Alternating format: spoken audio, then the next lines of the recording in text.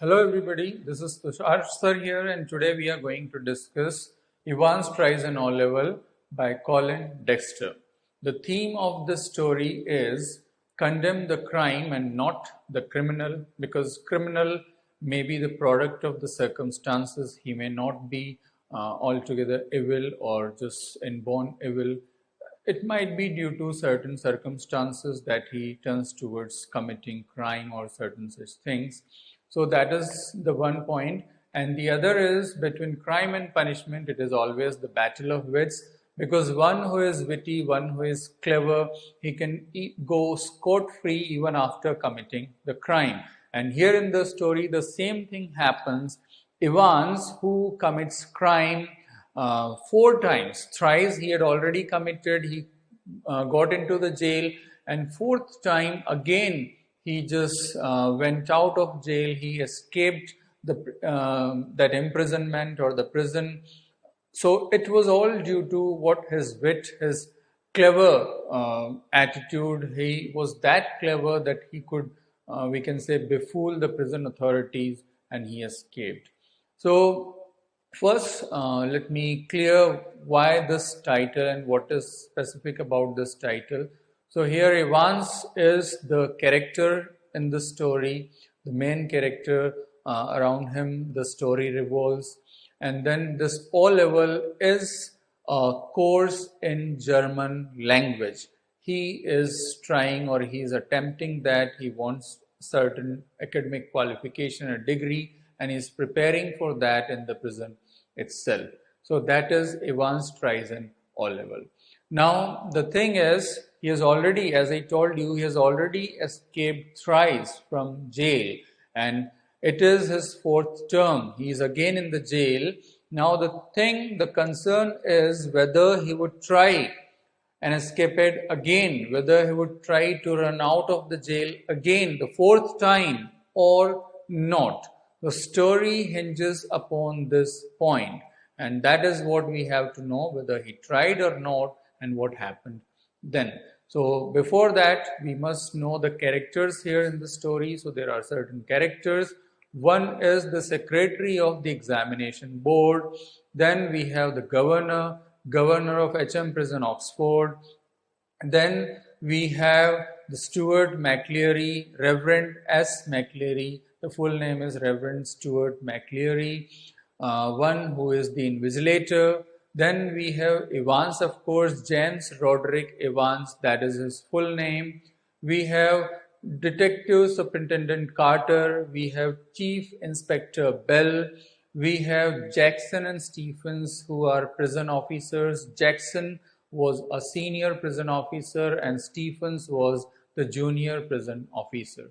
So these are the characters in the story. Now how it begins, the governor and the secretary, they are having a talk, having a conversation on phone. So it was the month of March, and the secretary was saying to the governor, it's a slightly unusual request, but we don't, or say, I don't see that why we shouldn't consider. Now what request actually he was making, the governor wanted to conduct an examination for Evans, and that's why he was requesting to that secretary. Secretary, just one chap, you say? He said, yes, just one chap called Evans, taking night classes since last September, says he is dead keen on having some academic qualification. Chap means fellow. So he just explained about him that it is Evans and he is taking night classes since last September. He is really keen on getting some academic qualification. So he said, is he really good? Is he any good? Yes. Is it of any use to do all this for him? Will there be any result of this? So he said that he has had individual tuition all the time. Yes, just one teacher and one student. So there was like 1-to-1 ratio. He has had individual tuition all the time, and would have cost him a packet if he had been outside. And it's definitely, we know individual costs a lot if we just go about and search for it in the market, we know that individual tuition definitely is very costly. So he said he was the only one, only student, and all individual tuition, all individual attention he got. So he said, well, okay, let's give him a chance. Who? The secretary. Oh, that's jolly kind of you. Oh, it's very nice of you. It's very kind of you. Now the secretary asks, what's his name, you say? He said, James Roderick Evans. Now, sounded rather grand, the full name. Okay, he said, is he any violent? He said, see, I don't want his history or some record. Just want to know that whether there is any record of violence or not. He said, no. The pleasant sort of chap, they tell me. Yeah, bit of a bit of a card means bit eccentric, cynical. And one of the stars in Christmas concerts means was a good performer. He would perform during Christmas concerts. Imitations, Mike Yawood stuff. Now, what is this? Actually, he would do mimicry sort of thing. He was a good performer. And Mike Yawood was a very famous, very popular comedian on British TV channels during 80s. And he did that sort of thing, what Mike Yawood would do, imitations and mimicry. So that's what he explained about him. And he said he was a congenital kleptomaniac. Now, congenital, that is inborn, and kleptomaniac. So kleptomania is a mental disorder in which one unknowingly commits thievery. It's like, okay, you just went to some party and just you got some spoons in your pocket. So, and that all unknowingly, you didn't know how that happened. And yes, it happens. So that is what, when you unknowingly commit such kind of thing, that is kleptomania, a mental disorder. So he had that kind of problem. And then he thought, okay, rest he would manage himself. He didn't tell anything more to the secretary because he thought he would manage all that by himself. So now the secretary to him that presumably there is a room where he can sit in for examination. So he was asking about the room where he had to conduct the examination. He said, yes, of course. In fact, he is in a cell on his own. Means, he's been given a private cell and he is there. Oh, that's good then. And if you have no objection, he can sit in for examination there. So fine, the secretary agreed to that, and we can get a parson from St. Mary Mag's, and there seems to be lots of parsons. So parson, in missionary schools there are parsons and pastor. So he said St. Mary Mag's was an institute, and from there they could get a parson. So yes, he agreed to that as well. That's fine. Now they chuckled a bit on the phone, and then the secretary asked, well, you shouldn't have any trouble in keeping him incommunicado, should you? Incommunicado, that means what? In isolation. It's all separate. So you didn't have any trouble in keeping him isolated. Now governor chuckled once again and the phone was cradled and there was no negative reply to that. So here we have one important question, that what information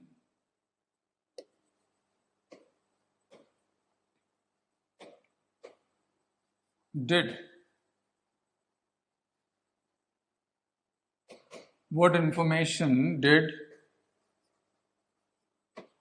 the governor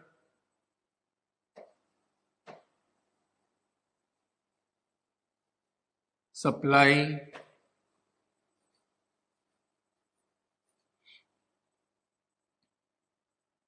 the secretary? What information did the governor supply the secretary with about Evans? So this is the question, and yes, we need to, I must show you this. What information did the governor supply the secretary with? And then comma about Ivan. So what was that? So all that I just talked about, all that I just told you, these were the things. And now here I'm moving on to these points. These are the ones we just discussed, that kleptomania and all that. And now what here? Ivan's the break. Now, okay, all that talk was over. Information was provided to the secretary, and now it's about the prison. So Ivan's the break. The prison officers called him. That's what the prison officers called him. They had given him that name. Why? Because thrice he had escaped from the jail. And but for the recent wave of unrest in the maximum security establishment up north, he would now be gracing the governor's premises in Oxford. So here we have got another question, an important one.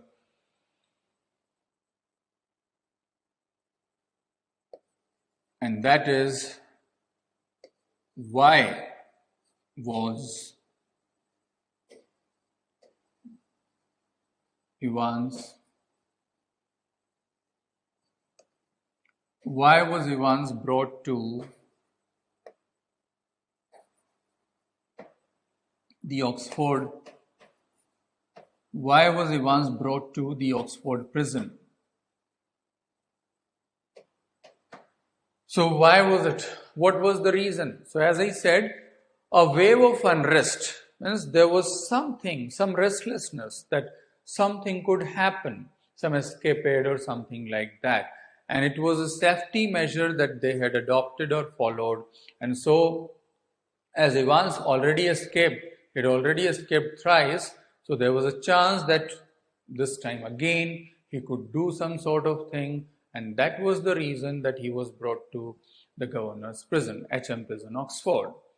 And it was not that Ivan's was a real burden, just a persistent nagging presence.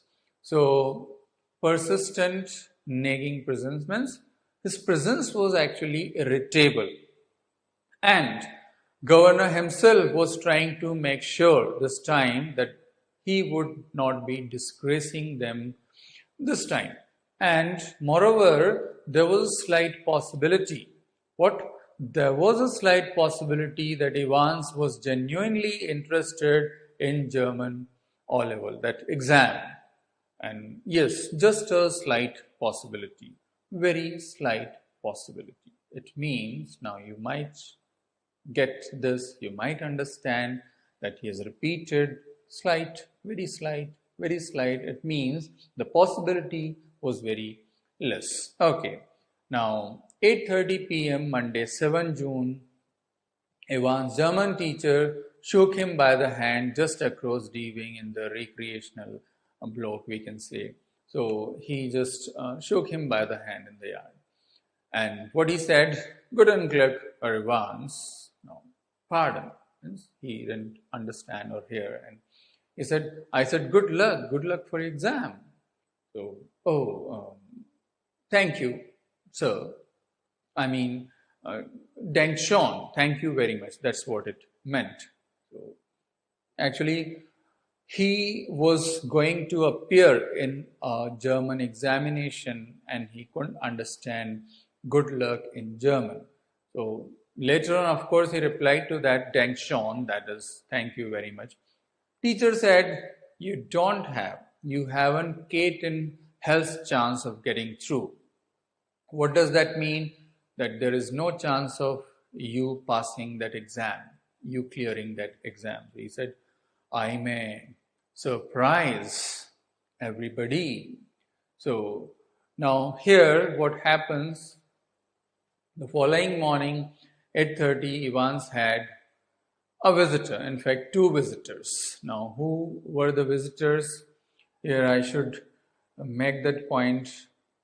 And Jackson asked Stephens to remove the razor. So before this, actually, we have these kind of conversation. So had a visitor, And who was that? Jackson. In fact, two visitors were there, and what Evans did actually, he tucked in his grubby string vest into his equally grubby trousers. Now, grubby means unwashed, dirty. So he just tucked in, means that he did that inserting. So it was Jackson, and there was Stephens as well. And Stephens was a new recruit, Jackson was a senior one. A burly, surly looking man, as given. Burly means very sturdy and strong, and surly means bad tempered. So he was that sort, bad tempered, a sulky type of person. So he came and then, okay, how is our little Einstein this morning? Then he simply wished Jackson, and Jackson said, how is our little Einstein this morning then? So he said, I think he was a mathematician. Wasn't he a mathematician, Miss Jackson? He said, I think he was a Jew. Now, actually Einstein was really a Jew, and here it is perhaps that there was some prejudice, some kind of prejudice against the Jews, and perhaps Evans too was a Jew. So that might be the reason. And Evans now told Jackson, I was just going to shave when you burst in. And Evans was wearing what? A bobble hat. A filthy looking bobble hat. So filthy means dirty, and bobble hat means a hat with a wooden decoration. So he just told Jackson that I was just going to shave when you burst in, Miss Jackson. So Jackson said, okay, which reminds me, he was telling Stephens, which reminds me, what? Make sure that you take the razor out when he's finished scraping the ugly mug of his. That means that ugly face. And one of these days, he'll do us all a favor by cutting his bloody throat. Means he would definitely one day will help us by just committing this thing. So now he just looked at him very thoughtfully for some time. The medals he got in Second World War just paraded on his left breast pocket, and he was standing all ramrod straight, just like a pole, ramrod straight there. And then he asked, well, Miss Jackson, was it you who took my nail scissors away? He said, not just that, your nail file too. Now, Evans' eyes smoldered means almost burning sensation was there, all burnt. Means got very angry at that. And he said, now, orders of the Governor Evans, he looked at him, or he leered. Leered means there was a, crooked smile, kind of crooked smile he had on his face. So he said that, orders of the Governor Evans want to complain.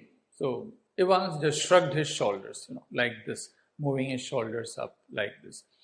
And the crisis was over. Okay, now you got half an hour to smarten yourself up. That means, he said, okay, you can do what you want to do, the shave and all, but half an hour only. Okay, and take that bloody hat off. He said, me hat? Now see, all the dialogues here are given in a colloquial manner. Colloquial manner means the way you talk and converse. So in that way, it means not very clearly speaking, just the way you speak, not emphasizing on each and every letter. So that is how what we say the colloquial manner is. He said, me at, just putting his hand on the top of his head, he said, Miss Jackson, it's the only thing that has brought any sort of luck in my life, kind of lucky charm. So what he explained that to be some kind of lucky charm. And today with me exam, now how it means that he couldn't remove that hat. It was a lucky charm, and he needed that to pass the exam. That's what he was trying to convey. And here we have a question on this really, and that is, The question is, what reason did Evans offer for not removing the hat? What reason did Evans offer for not removing the hat? Now I must ask you, was this the real reason, or there was some problem, some spelling mistake, something wrong? What do you think?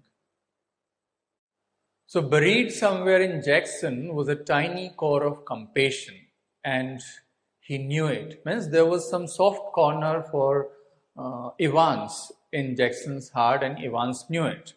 So Jackson said to him that, just this one Shirley Temple and then get shaving. Now, what is this Shirley Temple? Who is this, and why is actually what Shirley Temple was an American actress and a singer. And so what? Now, she had long and wavy hair. So what? Evans too had long and wavy hair like that of Shirley Temple. So now actually what? If there was anything about Evans that he loathed, means that he disliked, hated, that was his long and wavy hair.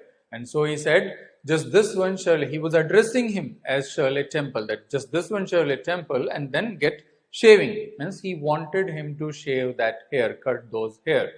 So that's what he said.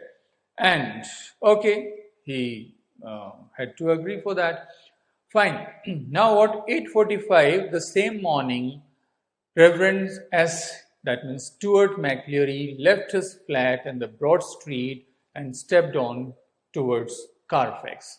The weatherman reported weather to be below normal for early June. It means it was the month of June, but the temperature was below normal. In June, normally it is to be like hot, but it was below normal.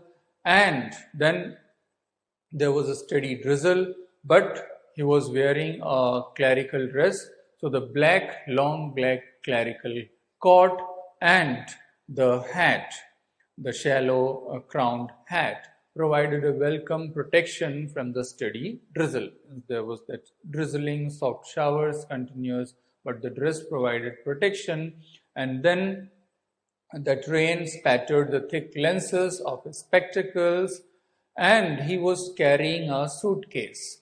And in that suitcase, there were all the things that he would need for his morning duties. That means there was a yellow sealed envelope. There was a sealed envelope. There was a yellow invigilation form. There was authentication, a special authentication card. There was a paper knife. There was a Bible, because he had to speak to Women's Guild on the Book of Ruth. Guild means organization. So he had to give a preaching or sermon to Women's Guild or organization. Then a copy of Church Times. So all these things were there in the suitcase. So we have a question on this, that what things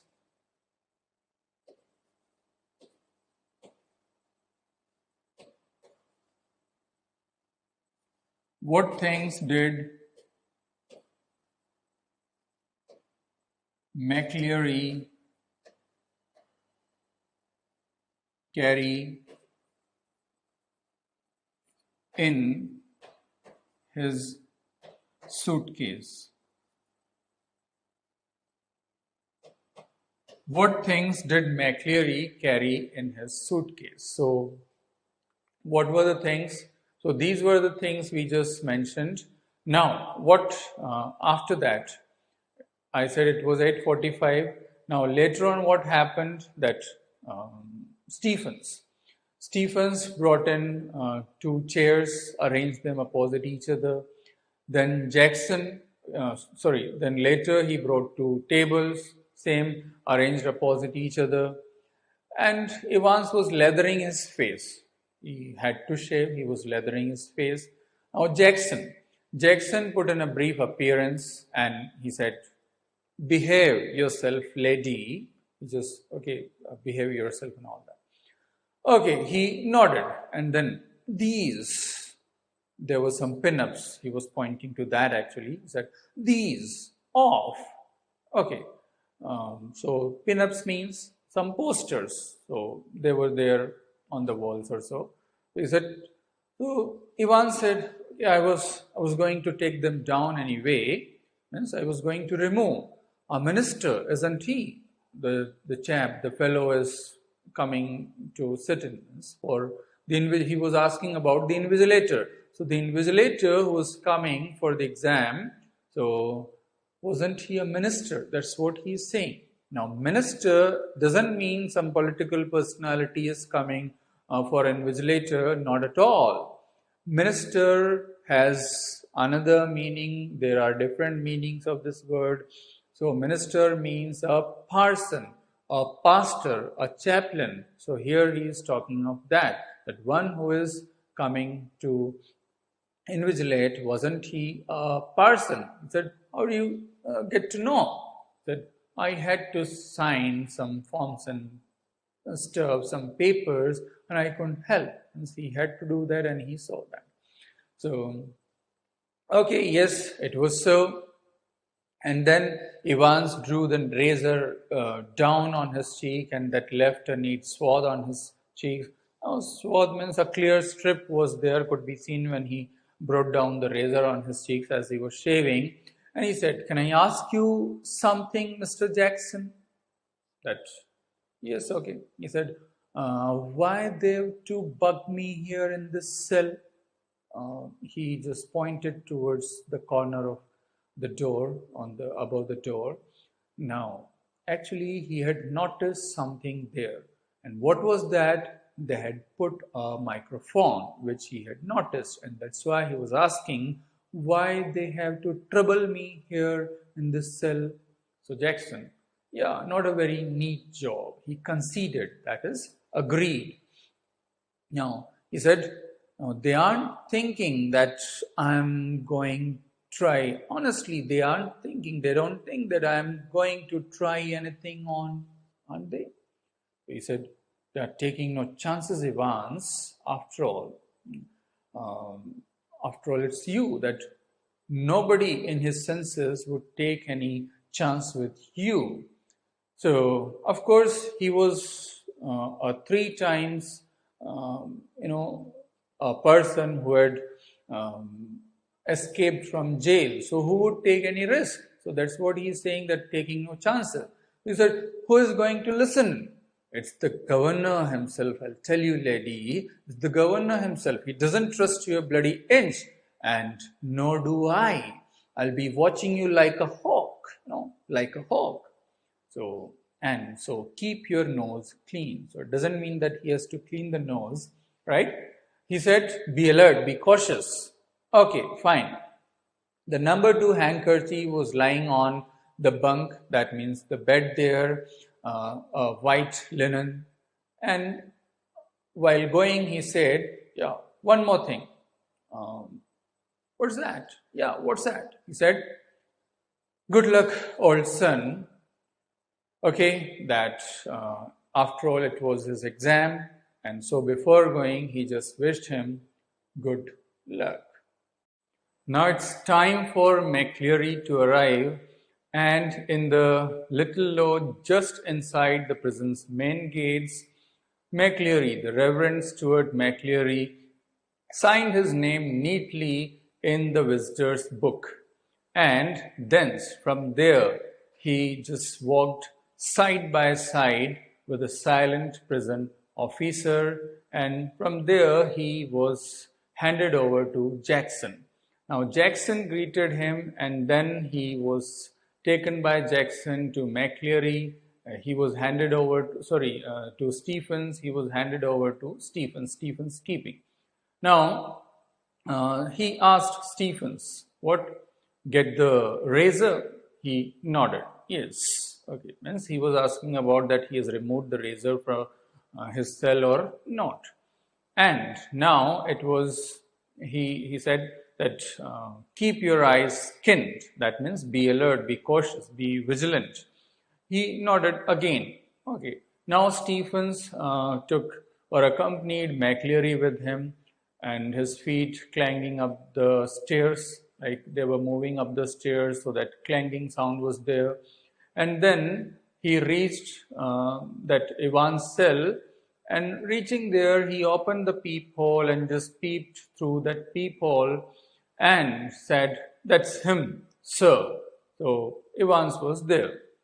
Now, Evans was sitting on the farther of the two tables, like at the farther of the two tables, not on the table, just on the chair, of course. So, at the farther of the two tables, and his attention, his whole attention riveted to the book of German, a textbook of elementary German grammar. Riveted, that means focused, fixed.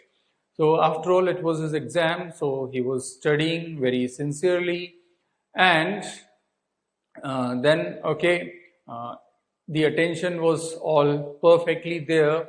Now, the governor switched on the receiver, and it was 9:10. So he turned on the receiver, and after all, okay, there was no problem about that. And he had instructed Jackson. He had instructed Jackson to tell Evans of the temporary little precaution. Means he had asked Jackson to tell him about all those things like the microphone they had installed there above the door. So he had instructed Jackson to tell Evans of the temporary little precaution. It was fair. Now, as if Evans wasn't spotted. Evans was a step ahead of these, not just a step ahead, several steps ahead of these people. He already knew, and he had already asked Mr. Jackson about that. So wasn't it almost theatrical, dramatic, schoolboyish, childish, all those things? And why would Evans, means how could Evans try anything on today? Means on the day of his exam, how would he do that on that particular day when he was taking his classes since last September? And moreover, if he was so keen on having another break, why in heaven's name hadn't he tried from the recreational block? Much easier. Means the writer is trying to say, if he wanted to make another break, if he wanted to escape, then he could have tried it from the recreational block, then that was much easier. But here he was in his cell with a locked door and two more locked doors between his cell and the yard. All the police officers on alert, and a wall as high as a haystack. Evans was as safe as houses. Now here, this is quite important for us, and we must know and ask that Evans was as safe as houses. Explain. So what does this mean? As safe as houses. So you can see the point of comparison is safety. The point of comparison is safety. That means just as one is quite safe in one's house, similarly, he was that safe in the prison. Now here it means that he was all protected, and there was no chance that he could escape from there with all the policemen on alert and with all that protection and locked doors and high walls. So it was almost impossible for him to escape without being noticed, just as in a house an eye is always there on one. Means one is like without being noticed. It is difficult to get out of house. Always the parents and the elderly keep a watch. So one is safe. What I mean to say, or the writer is trying to say, that one is safe in the house. Similarly, Evans was safe there in the prison. Now, governor, okay, he turned on the receiver, means he thought there would be no trouble. There would be no problem in keeping the receiver turned on for a couple of hours or so. And moreover, what would be there to listen to? After all, exams are not to talk.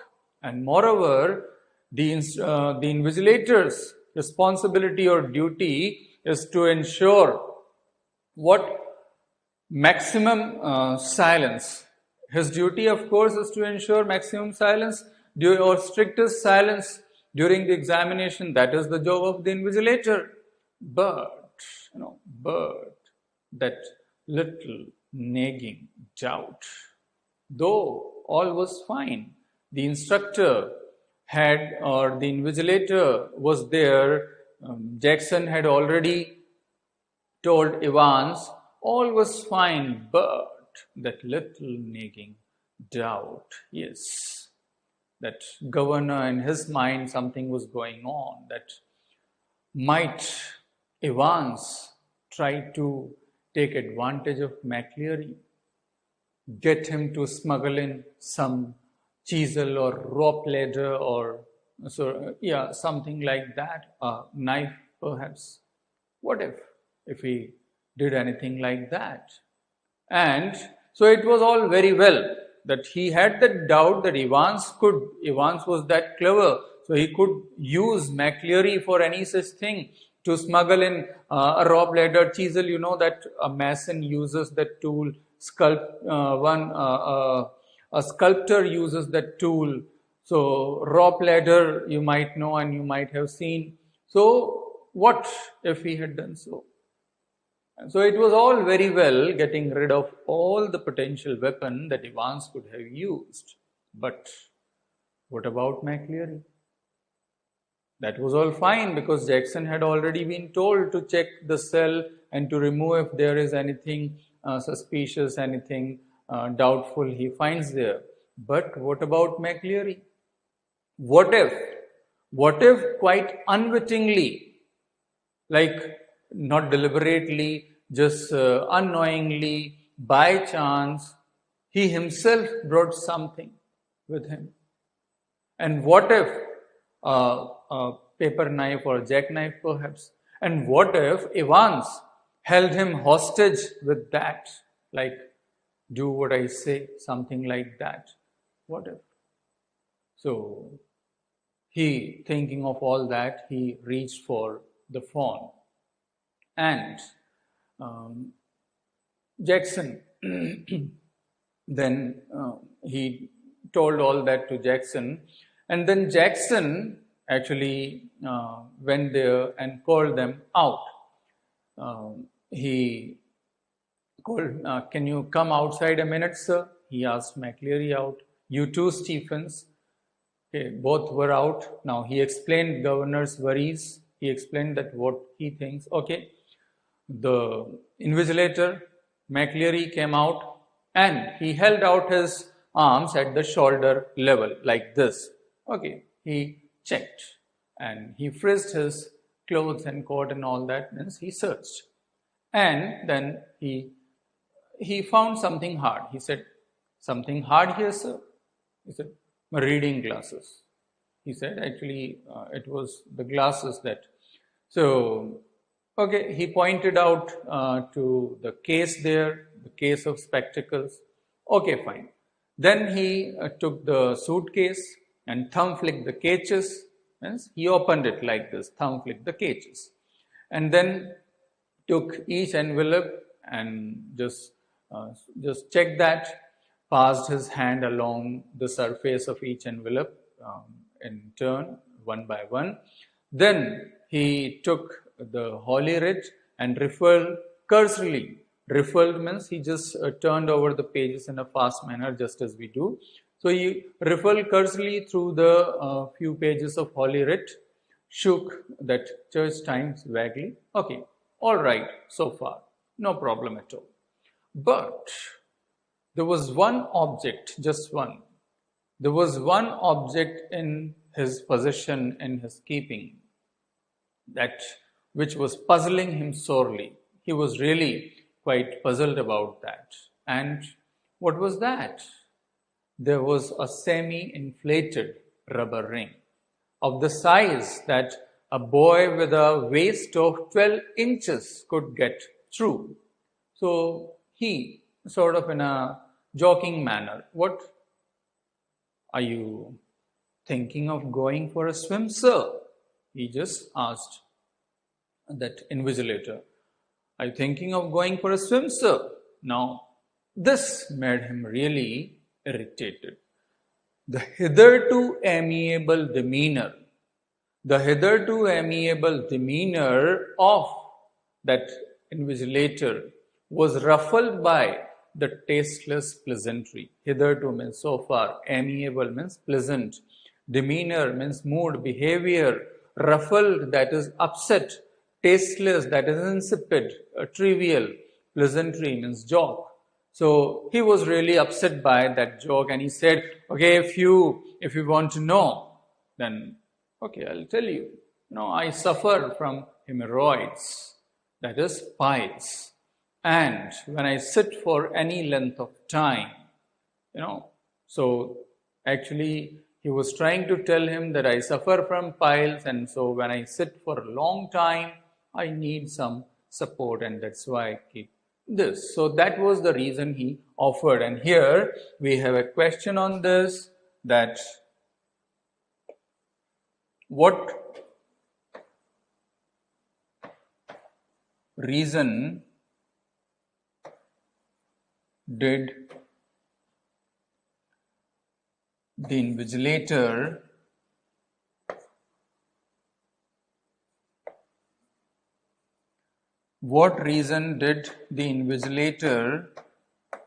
offer for carrying the rubber ring? Now the thing is, was that the real reason, or there was some problem, some spelling mistake, something wrong? What was it actually? And the embarrassment was still reddening his cheeks. That means Jackson was really feeling quite abased and embarrassed. And at that moment, what happened, at the bottom of the case, he found a jackknife, and he said, I'll keep this though, if you don't mind. So actually he got something at least to compensate that embarrassment. And now exam was scheduled at 9:15, and it was very much clear, because it was already 9:18. So it was very much clear that exam was going to be bit late in getting underway. Yes, already 9:18, it was 9:18, and it was scheduled at 9:15. So definitely it was going to be a bit late. Now the invigilator and Evans, they are talking. He said, you got a watch? He said, yes. Means nodded. Okay. Now he said, I'll tell you when you have to start and when you have 5 minutes left. Just as before the end of the exam, they ring a warning bell, and that is a intimation that yes, now exam is going to be over. So he said, okay, I'll tell you all. Okay, fine. All right. Now, finally, it was the index number 313, center number 271. Okay, fine. He made him write. All was done. And now he said that now I'm going to. So here, this Evans, he is saying, he's not going to stay here, is he? He's asking about, of course, who? Stephens. So McCleary didn't have any idea. He said, I don't know. And Stephens responded. He said Mr. Jackson has given me strict instructions to, what means he was to stay there. He was instructed by Jackson. And then Evans, how am I supposed to concentrate on my exam with someone breathing down my neck? Now, what does this mean?